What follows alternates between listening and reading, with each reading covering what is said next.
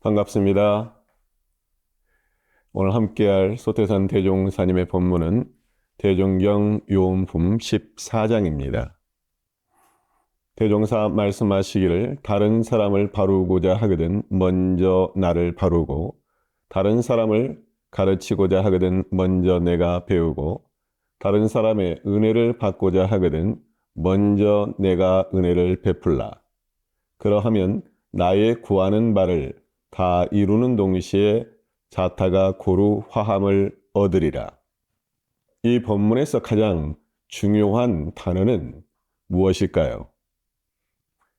저는 먼저 내가 이 단어를 선택했습니다.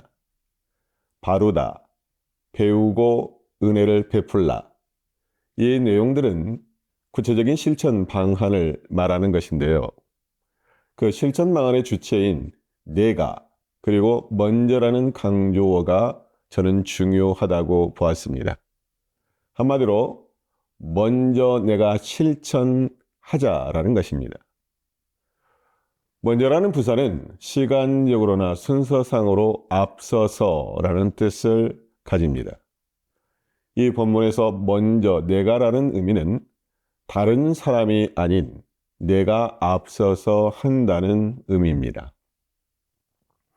기억하실지 모르겠는데 아주 오래전 라면 CF가 생각납니다. 형님 먼저, 아우 먼저였죠. 또 어떤 분은 사람이 먼저다를 강조했습니다. 요즘은 뭐가 먼저여야 할까요? 우리는 먼저라는 부사를 사용할 때 무엇보다도 먼저라는 표현을 씁니다. 그 어떤 것보다도 이것이 중요하다는 것이죠. 먼저 내가 이 표현은 다른 사람과의 관계에서 매우 중요한 시사점을 전해줍니다. 이제 그 관계에 대해 좀 더 살펴보고자 합니다.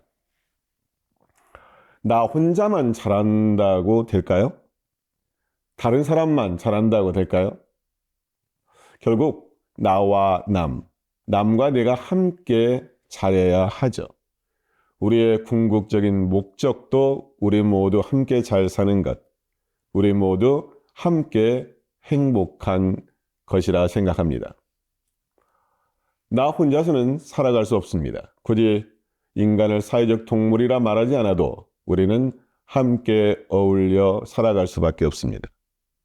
사회의 최소단인 가정에서부터 학교, 직장, 각종 단체 등 우리 인간은 서로 의지하고 서로 배우고 서로 도움을 주면서 살아갑니다. 우리 인간은 홀로 존재하지 않고 서로 관계를 맺으며 살아가게 됩니다. 우리는 수많은 관계를 맺고 있지만 크게 보면 나와 남 두 관계입니다.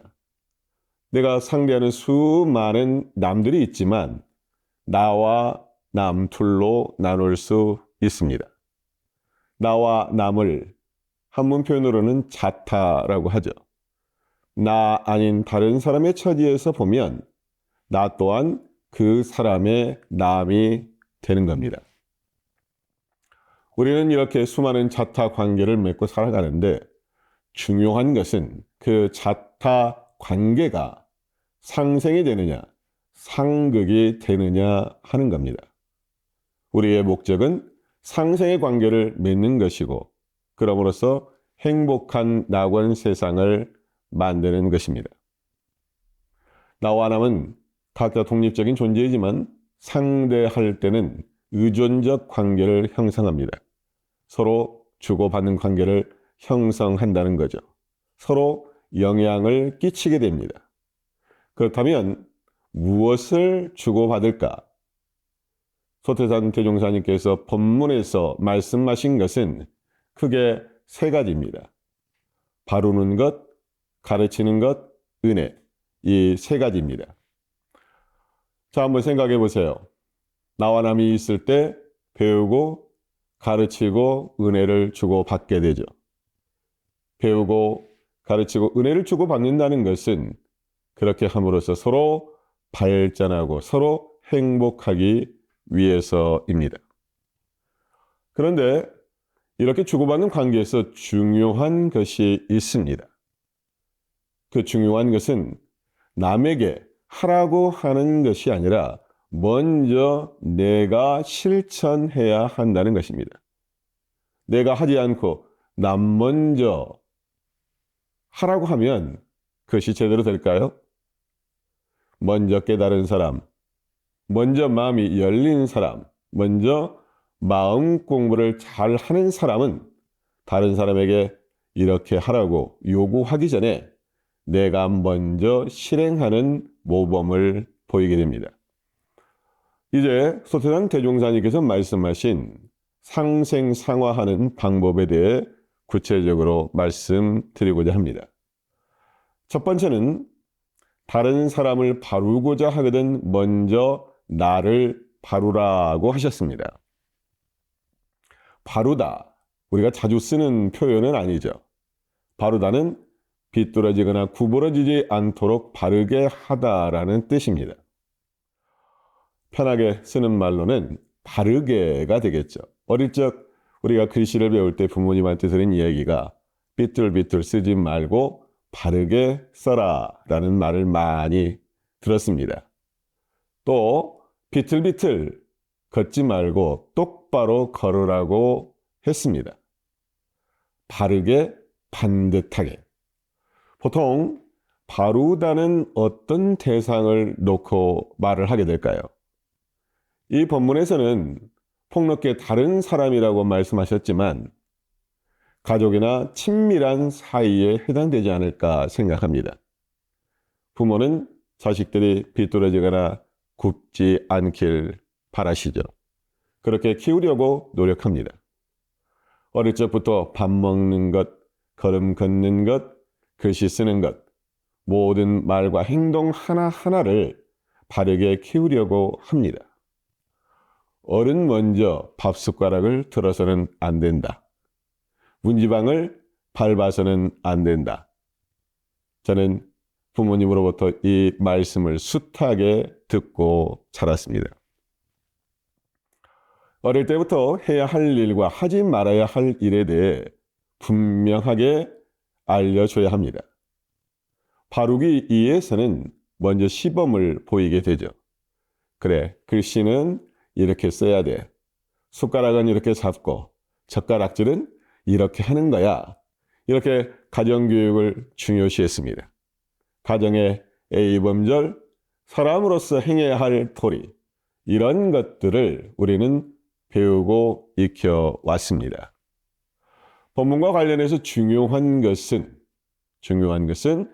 다른 사람을 올바르게 하기 위해서는 먼저 내가 올바름을 실천해야 한다는 것입니다.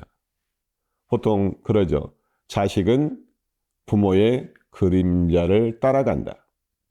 부모가 하는 대로 자식들은 보고 배웁니다. 가정뿐만 아니죠. 학교에서는 학생은 선생님의 하는 것을 보고 배우죠. 그래서 부모의 모범이 중요하고 선생님의 모범이 중요합니다. 자, 그런데요. 다른 사람을 잘 바루려고 했지만 잘 안 됩니다. 이때는 어떻게 해야 할까요? 그 사람을 나무라고 원망해야 할까요? 아유, 저 인간은 부처님이 다시 와도 공자님이 다시 와도 안 변할 사람이라고 포기해야 할까요?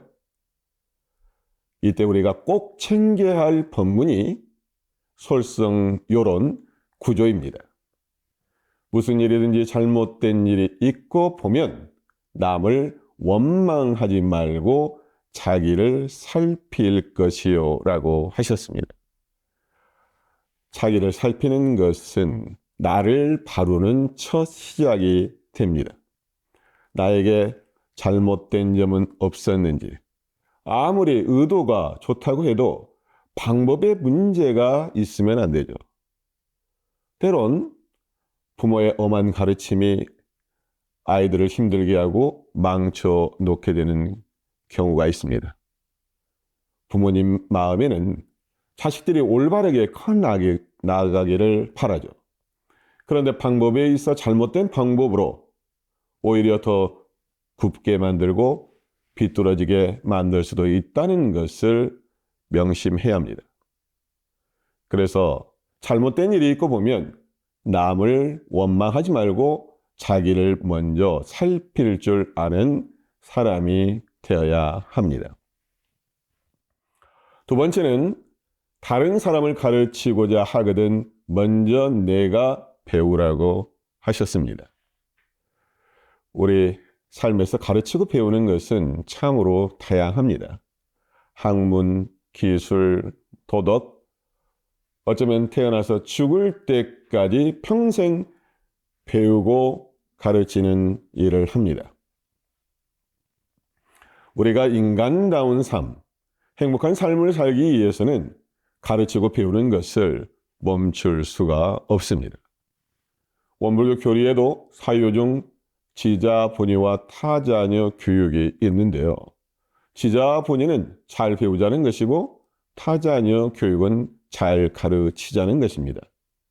일상수행의 요법에도 배울 줄 모르는 사람을 잘 배우는 사람으로 돌리자, 가르칠 줄 모르는 사람을 잘 가르치는 사람으로 돌리자라고 했습니다. 그렇다면 가르치는 것과 배우는 것, 어떤 것이 먼저일까요?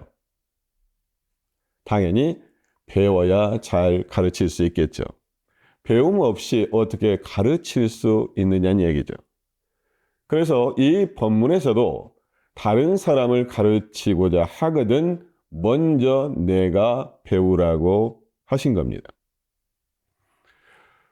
가르치는 사람은 어떤 마음을 가져야 할까요? 상대방 그 사람을 위하는 마음, 사랑하는 마음이 없으면 제대로 가르칠 수가 없을 것 같습니다. 그런데요, 우리 주변을 보면 그냥 가르치려고만 하는 사람이 있습니다. 가르친다는 것은 좋은 일인데요. 가르치려고만 하는 사람은 다른 사람으로부터 배우려고 하지 않습니다. 누군가가 나를 가르치려고 하면 그것을 기분 나빠합니다. 그 사람은 왜 배우려 하지 않을까요? 자존심이 상하는 것일 수도 있고요. 굳이 배울 필요를 느끼지 못할 수도 있습니다. 그래서 무엇보다도 중요한 것은 가르치기 위해서는 내가 먼저 배워야 한다는 사실입니다. 배우더라도 정확하게 배우는 것이 중요합니다. 그래야 정확하게 가르칠 수가 있는 거죠. 우리가 배운다는 것은 배움의 즐거움 그 자체도 있지만 배움을 통해 나의 성장과 발전의 밑거름을 삼을 수 있습니다. 그리고 내가 가진 능력을 다른 사람과 나눌 수 있습니다. 배우기 때문에 가르칠 수가 있고 가르치기 때문에 우리가 함께 지식 평등을 이룰 수 있습니다. 세 번째, 다른 사람의 은혜를 받고자 하거든 먼저 내가 은혜를 베풀라고 하셨습니다. 너무나 당연한 말씀이죠. 우리 원불교 교도님들은 그 누구보다도 이 말씀을 실천하고 있다고 저는 생각합니다. 인과적으로도 너무 명확한 본문이죠. 앞에 말씀하신 먼저 나를 바르고 먼저 내가 배우는 것도 중요하지만 우리 삶에 있어서 은혜를 주고 받는 것만큼 중요한 것은 없다고 생각합니다. 다른 사람의 은혜를 받고자 하거든 먼저 내가 은혜를 베풀라. 우리 교도님들 은혜 받고 싶으시죠? 저 또한 항상 은혜를 많이 받고 싶습니다. 은혜를 받는다는 것은 나와 상대하는 동포님들로부터 받는 은혜를 말합니다. 그리고 그 은혜는 기본적으로는 현실적인 은혜를 말하죠. 당장 나에게 이익이 되는 은혜입니다. 그 은혜의 모습들은 다양하겠죠. 따뜻한 말이 될 수도 있고 나에게 도움이 되고 힘이 되는 그런 은혜들입니다. 그런 은혜를 누구나 받고자 합니다. 그런데 그 은혜를 받기 위해서는 어떻게 해야 한다는 것입니까? 먼저 내가 은혜를 베풀라는 것이죠. 정신, 육신, 물질로 은혜를 베풀어야 합니다. 사실 은혜의 관계는 일방적으로 주기만 하고 일방적으로 받기만 할 수는 없습니다. 주면 받고 받으면 주는 것이 인과를 실천하는 것이고 상생의 은혜가 계속 연결될 수가 있습니다. 저희 어머니가 익산에 살고 계시는데요. 앞집의 아주머니와 매우 친하게 지내십니다. 저희 어머니보다 10살 정도 아래신데 그분이 저희 어머니께 형님 하면서 사이 좋게 지내고 계세요. 근데 하루는 저희 어머님 말씀이 먹을 거나 뭐 좋은 것이 있으면 그분에게 갖다 준대요. 이런 게 이웃 간에 나누는 정인데요. 그런데 그 앞집 아주머니께서는 저희 어머니가 뭔가를 주면 꼭 뭔가를 가져오신다고 합니다. 그러면서 저희 어머니가 그분을 평하시면서 하시는 말씀이 그 사람 참 경우 있다라고 하십니다. 주고 받고 베풀면 받는 이치가 어려운 게 아닙니다. 그런데 생각해 보세요. 내가 받았으니까 주는 것하고 내가 먼저 주는 것, 어떤 마음이 더 클까요? 또 어떤 것이 더 복이 될까요? 받으면 주는 것은 경우가 있는 것이지만 먼저 내가 줄 수 있어야 그 마음이 큰 거고 먼저 내가 줄 수 있어야 그것이 큰 복이 된다는 거죠. 저도 누구에게 밥을 얻어먹었으면 다음엔 꼭 밥을 사야 하는 그런 성격인데요. 저도 나름대로 빚지지 않으려고 합니다. 네, 그런데요. 빚지지 않는 노력도 중요하지만 먼저 내가 밥을 사느냐 이게 어려운 일입니다. 받으면 갚는 것도 당연히 해야 하지만 먼저 베푸는 것이 무엇보다 중요하다는 거죠. 먼저 은혜를 베풀라. 은혜를 베푸는 것은 꼭 받기 위해서가 아닙니다. 은혜에 대한 기대, 보답을 바라서는 안 됩니다. 우리는 법신불 사하님으로부터 받은 무한한 은혜에 보은하는 은혜 보답이어야 합니다. 바라는 마음이 있을 때 그것이 충족되면 문제가 없지만 상대방이 바로 은혜로 보답하지 않을 때는 나의 마음 속에서 중생의 마음, 원망심이 나오기가 쉽습니다. 이에 대한 좋은 예가 있는데요. 대종경 인도품 17장 본문을 이야기식으로 한번 풀어보겠습니다. 이 공주가 이웃집 가난한 사람에게 약간의 보시를 했습니다. 그랬더니 그 사람이 그 보답으로 이 공주 집에 무슨 일이 있을 때마다 몸을 아끼지 않고 도와주는 것이었습니다. 이 같은 상황을 경험한 이 공주는 서태산 대종사님께 이렇게 말씀을 올립니다. 제가 경험한 바 복을 지으면 복을 받는 것이 역력함을 알게 되었습니다. 이에 서태산 대종사님께서는 이 공주에게 경계의 말씀을 해 주십니다. 그대가 복을 지으면 받아지는 이치는 알았으나 잘못하면 그 복이 죄로 화하는 이치도 아는가. 그러시면서 이렇게 법문을 해 주십니다. 범상한 사람들은 남에게 약간의 은혜를 베풀어 놓고는 그 관념과 상을 놓지 못하므로 저 은혜 입은 사람이 혹 그 은혜를 몰라주거나 배은 망덕을 할 때에는 그 미워하고 원망하는 마음이 몇 배나 더하여 지극히 사랑하는 데에서 도리어 지극히 미움을 이뤄내고 작은 은혜로 도리어 큰 원수를 맺음으로 선을 닦는다는 것이 그 선을 믿을 수 없고 복을 짓는다는 것이 죄를 만드는 수가 허다하나니 그대는 그 상없는 덕과 변함없는 복을 지키에 더욱 꾸준히 힘쓸지어다. 우리는 직후받는 인과의 이치에 대해서는 어느 정도 눈을 떴다고 생각합니다. 내가 지으면 받는다는 이치를 압니다. 내가 베풀면 은혜가 돌아온다는 것을 압니다.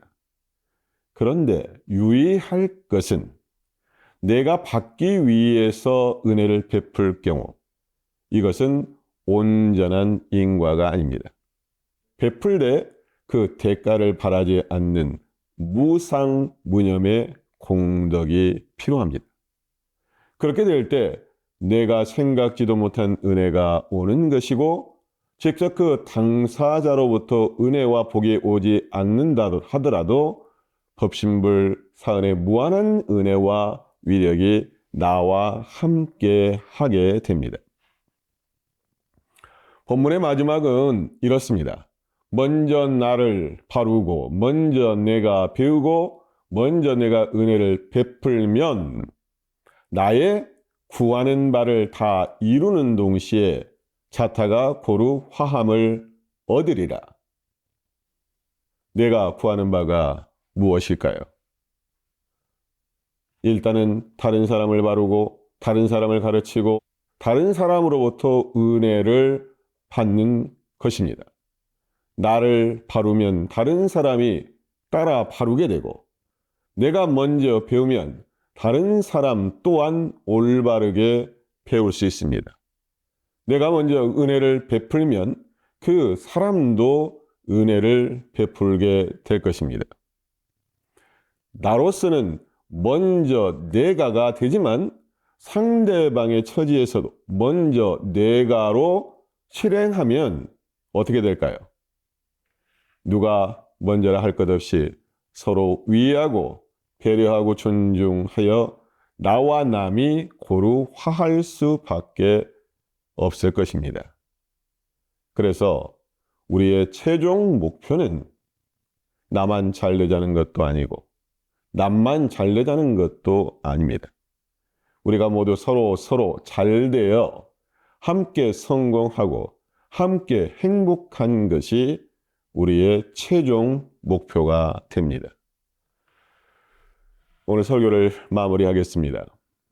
다른 사람이 하기를 바라지 말고 먼저 내가 해야 합니다. 먼저 나를 바르고 먼저 내가 배우고 먼저 내가 은혜를 베풀어야 합니다. 이것이 인과의 이치이고 상생의 원리가 됩니다. 너나 잘하세요가 아니라 내가 먼저 잘해야 합니다. 서로 배우고 가르치고 서로 은혜를 주고받는 그런 상생의 관계가 우리 사회를 아름답게 하고 행복하게 할 수 있습니다. 먼저 내가, 이 말씀이 우리 공부인의 솔성의 표준이 되기를 기원합니다. 감사합니다.